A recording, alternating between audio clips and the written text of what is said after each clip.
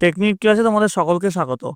আজকের আমাদের আলোচ্য বিষয় 2025 সালের সপ্তম শ্রেণীর দ্বিতীয় পর্যায়ক্রমিক মূল্যায়নের পরিবেশ ও বিজ্ঞানের সেট 1-এর প্রশ্ন এবং তার উত্তর। তোমার দ্বিতীয় পর্যায়ক্রমিক মূল্যায়নে পূর্ণমান থাকে 50, সময় পাবে তোমরা 1 ঘন্টা 30 মিনিট। তোমাদের এই পরীক্ষাটি আগামী আগস্ট মাসে অনুষ্ঠিত হবে। তোমাদের এর আগে দ্বিতীয় পর্যায়ক্রমিক মূল্যায়নের অল সাবজেক্টের 2টি করে স্কুলের রায় মার্টিনের প্রশ্নবিচিত্র আর প্রশ্নোত্তর করানো হয়ে গেছে। তোমরা যারা দেখোনি তার জন্য লিঙ্ক ডেসক্রিপশন বক্সে আছে, তোমরা সেখানে দেখে নিতে পারো। তোমাদের এই প্রশ্নপত্র শুরু করার আগে একবার দেখে নেবো তোমাদের সিলেবাসে ঠিক কোন কোন চ্যাপ্টার রয়েছে, তারপরে আমরা প্রশ্ন এবং উত্তর পর্বে ঢুকে যাবো। তো দেখে নাও আজকে প্রশ্নোত্তর পর্বটি। তোমাদের ভৌত পরিবেশে রয়েছে আলো, চুম্বক, তড়িৎ, পরিবেশ বান্ধব শক্তি। এছাড়াও তোমাদের জীবন বিজ্ঞানে রয়েছে পরিবেশের সজীব উপাদানের গঠনগত বৈশিষ্ট্য ও কার্যগত প্রক্রিয়া। এই চ্যাপ্টার কটা তোমাদের রয়েছে। তো দেখো তোমাদের প্রশ্নোত্তর পর্বটা। প্রথমে ফিজিক্যাল সায়েন্সে চলে আসছি আমরা। সঠিক উত্তরটি নির্বাচন করো। 1 × 8 = 8। প্রথম প্রশ্ন, প্রদত্ত কোনটি সপ্রভ বস্তু? পেন্সিল, টেবিল, জ্বলন্ত বাল্ব নাকি বই? উত্তর হচ্ছে জ্বলন্ত বাল্ব। পরের প্রশ্ন, সমতল আয়নায় প্রতিফলনের ফলে যে অক্ষরটি পার্শ্বীয় পরিবর্তন হবে না তা হলো ও। পরের প্রশ্ন, প্রদত্ত পদার্থগুলির মধ্যে চৌম্বক পদার্থটি হলো, দেখো, কোবাল্ট নাকি প্লাস্টিক নাকি রবার নাকি কাঠ? উত্তর হচ্ছে কোবাল্ট। পরের প্রশ্ন চলে আসবো, চুম্বকের আকর্ষণ ক্ষমতা বেশি হয় কোথায়? উত্তর হচ্ছে ঠিক দুই প্রান্তে। পরের প্রশ্ন, বাল্বের যে অংশ আলো দেয় সেটি হলো ফিলামেন্ট। নেক্সট, তড়িৎ বর্তনীতে পরিবাহী রূপে সব থেকে বেশি ব্যবহৃত হয় তামা। বর্তমানে শক্তি চাহিদার বেশিরভাগটাই আসে কোথা থেকে? উত্তর হচ্ছে জীবাশ্ম জ্বালানি থেকে। পরের প্রশ্নে দেখো কি আছে, একটি পরিবেশ বান্ধব বিদ্যুৎ শক্তির উৎস হলো? উত্তর হচ্ছে জলবিদ্যুৎ। এবার দেখো 2-এর দাগের প্রশ্ন, শূন্যস্থান পূরণ করতে বলেছে। 1 × 4 = 4। প্রথম প্রশ্ন কি রয়েছে? এক্স রশ্মি আবিষ্কার করেন বিজ্ঞানী? উত্তর হচ্ছে রন্টজেন। পরের প্রশ্ন, ইউ আকৃতির চুম্বককে ড্যাশ চুম্বক বলা হয়? উত্তর হচ্ছে অশ্বক্ষু আকৃতির চুম্বক বলা হয়। পরের প্রশ্ন, পেট্রোলিয়াম এক প্রকার ড্যাশ জ্বালানি? উত্তর হচ্ছে জীবাশ্ম জ্বালানি। বৈদ্যুতিক সার্কিটের নিরাপত্তার জন্য ড্যাশ ব্যবহার করা হয়? উত্তর হচ্ছে ফিউজ তার। পরের প্রশ্ন, ঠিক বা ভুল নির্বাচন করো। 1 × 4 = 4। প্রথম প্রশ্ন, নিয়মিত প্রতিফলনের ফলে প্রতিবিম্ব গঠিত হয়, এটা ঠিক। পরের প্রশ্ন, একটি দণ্ডচুম্বককে লোহার গুঁড়োর মধ্যে ডোবালে ওই দণ্ডচুম্বকের সব জায়গায় সমানভাবে লোহার গুঁড়ো আটকে থাকবে, এটা ভুল। পরের প্রশ্ন, এলইডিতে ফিলামেন্ট থাকে না, এটা ঠিক। নেক্সট দেখো, তাপবিদ্যুৎ কেন্দ্রে গ্যাস পুড়িয়ে বিদ্যুৎ উৎপন্ন করা হয়, ঠিক। 2-1টি শব্দে উত্তর দাও। প্রথম প্রশ্ন কি আছে দেখো, পেরিস্কোপের মধ্যে দুটি সমতল দর্পণ কত ডিগ্রি কোণে অবস্থান করে? উত্তর 45 ডিগ্রি। ছায়ার গাঢ় অন্ধকার অঞ্চলকে কি বলে? উত্তর লিখবে প্রচ্ছায়া। আপতন কোণ ও প্রতিফলন কোণের সমষ্টি 90 ডিগ্রি হলে প্রতিফলন কোণের মান কত? উত্তর 45 ডিগ্রি। পরের প্রশ্ন, পৃথিবী নিজেই একটি বিরাট চুম্বক, এই কথাটি সর্বপ্রথম কে বলেন? উত্তর লিখবে উইলিয়াম গিলবার্ট। তড়িতে সুপরিবাহী পদার্থের 2টি উদাহরণ দাও। উত্তর লিখবে তামা এবং রূপো। পরের প্রশ্ন, তড়িৎ প্রবাহ বলতে কি বোঝায়? উত্তর লিখবে আধানের প্রবাহ বা ইলেকট্রনের প্রবাহ। পরের প্রশ্ন, একটি তরল জীবাশ্ম জ্বালানির নাম লেখো। উত্তর লিখবে পেট্রোলিয়াম অথবা কেরোসিন, যে কোনো একটা লিখলেই হবে। বায়োগ্যাসের মুখ্য উপাদান কি? উত্তর লিখবে মিথেন। 2 থেকে 3টে বাক্যে উত্তর দাও। 2 × 8 = 16। প্রথম প্রশ্নে চলে যাবো আমরা। আপতন কোণের মান 60 ডিগ্রি হলে প্রতিফলন কোণের মান কত? উত্তর লিখবে আপতন কোণের মান 60 ডিগ্রি হলে প্রতিফলন কোণের মানও 60 ডিগ্রি হবে, কারণ প্রতিফলনের সূত্র অনুযায়ী আপতন কোণ ও প্রতিফলন কোণ সর্বদা সমান হয়।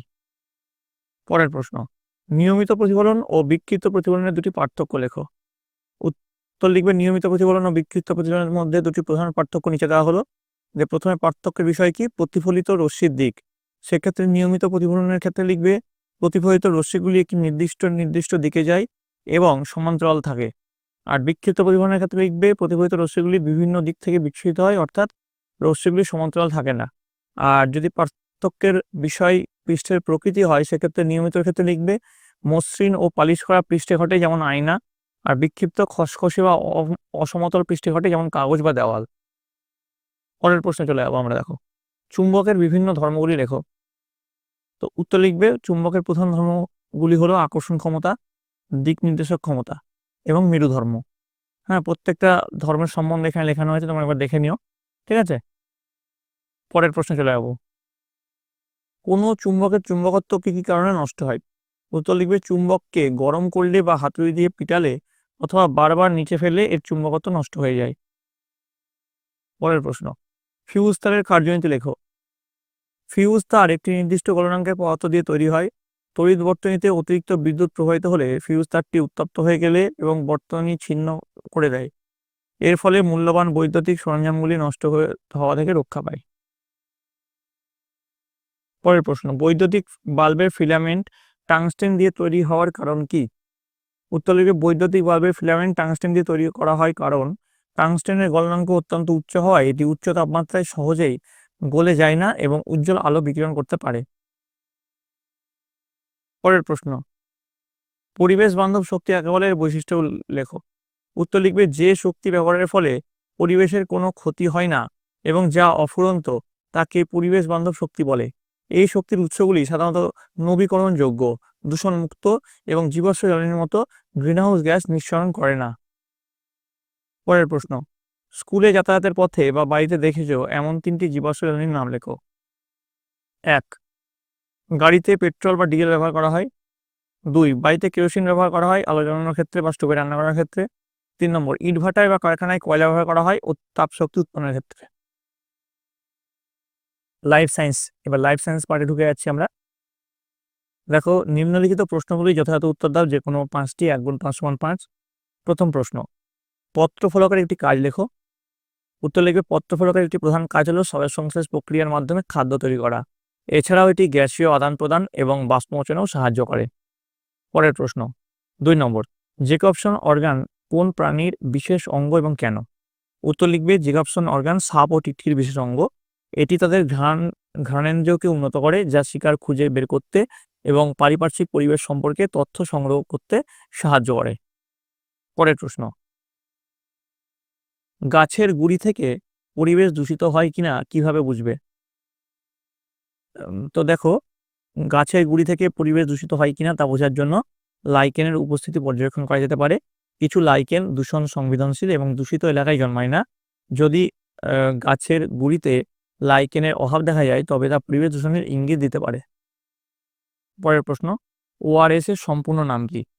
ওআরএস এর সম্পূর্ণ নাম হলো ওরাল রিহাইড্রেশন সলিউশন।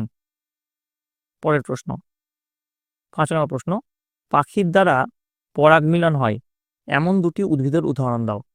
উত্তর লিখবে, পাখির দ্বারা পরাগ মিলন হয় এমন 2টি উদ্ভিদের উদাহরণ হলো পলাশ ও শিমুল। পরের প্রশ্ন, অস্থানিক মূল কাকে বলে উদাহরণ দাও। তো অস্থানিক মূল, তার উদাহরণ দেওয়া হয়েছে। উদাহরণটা কি? আলু গাছের কন্দ থেকে বের হওয়া মূল, পাথরকুচি পাতার কিনারা থেকে বের হওয়া মূল। তা তোমরা এটা একবার দেখে নিও। পরের প্রশ্নে চলে যাবো আমরা। শূন্যস্থান পূরণ করতে বলে যে কোনো 4টি। মূলের ডগায় টুপির মতো অংশটি হলো মূলত্র। ফুলের ডিম্বাশয় অংশে ফলে এবং ডিম্বাশয় অংশ বীজে পরিণত হয়। বন্ধ নর্দমা বা সেপটিক ট্যাঙ্কে যে বিষাক্ত গ্যাস জমে তা হলো H2S। একটি গুচ্ছিত ফলের উদাহরণ হলো আতা। মানুষের জন্য উপকারী এমন একটি পোকার নাম হলো রেশম পোকা। পতঙ্গের দেহস্থিত নাইট্রোজেন ঘটিত উপাদান সংগ্রহ করে কলসপত্রী পাতা।